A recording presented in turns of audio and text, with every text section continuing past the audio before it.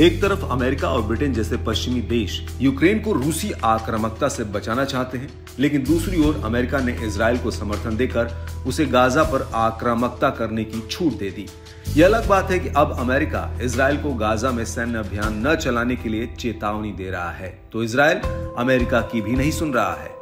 इससे पहले तक अमेरिका और ब्रिटेन सहित कई पश्चिमी देशों ने यमन के हूती लड़ाकों पर हमले किए, जबकि हूती ठीक उसी तरह हमास की तरफ से लड़ रहा था जैसे अमेरिकी समर्थन पर इजराइल हमास से लड़ रहा है। ये पश्चिमी गठबंधन अभी भी हूती विद्रोहियों पर निशाना बनाए हुए है। अब इसको लेकर संयुक्त राष्ट्र में रूस के स्थायी प्रतिनिधि वसीली नेबेजिया ने कहा कि यमन पर पश्चिमी गठबंधन के हमले संयुक्त राष्ट्र चार्टर का उल्लंघन है। नेबेजिया ने कहा कि इसका कोई बहाना नहीं हो सकता है और इससे लाल सागर में तनाव और बढ़ेगा। संयुक्त राष्ट्र चार्टर का उल्लंघन करते हुए संप्रभु यमन के क्षेत्र पर पश्चिमी गठबंधन के अनुचित हमलों के कारण पहले से ही कठिन स्थिति और भी जटिल हो गई है।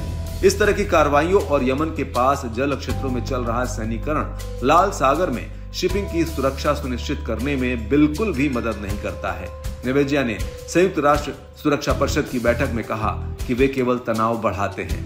नेबेजिया ने सुरक्षा परिषद के प्रस्ताव या संयुक्त राष्ट्र चार्टर के अनुच्छेद 51 के तहत आत्मरक्षा के अधिकार के संदर्भ में इस आक्रामकता को उचित ठहराने के प्रयासों की विफलता पर भी ध्यान दिया।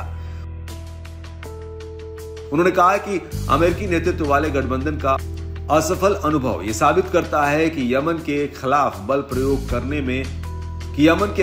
प्रयोग करने से लाल सागर की स्थिति में सुधार नहीं आएगा। उन्होंने कहा कि हमें सभी क्षेत्रीय पहलुओं को ध्यान में रखते हुए एक व्यापक दृष्टिकोण की जरूरत है। इधर गाजा पट्टी में इजराइल द्वारा सैन्य अभियान तेज किए जाने और युद्ध बढ़ने के बाद अंसार अल्लाह आंदोलन ने चेतावनी दी है कि वो इजरायली क्षेत्र पर बमबारी करेगा और जब तक गाजा में इजरायली ऑपरेशन जारी रहेगा तब तक उससे जुड़े जहाजों को लाल सागर और बाब अल मंडेब जलद मरुमध्य से गुजरने से रोकना जारी रखेगा।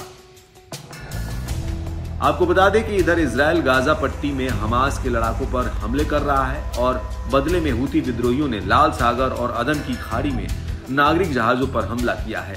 अंसार अल्लाह नेता अब्दुल मलिक अल हूती ने कहा कि उनके सपोर्टरों का इरादा हिंद महासागर के केप ऑफ गुड होप तक यात्रा करने वाले इजराइल से जुड़े जहाजों पर हमला करने का था।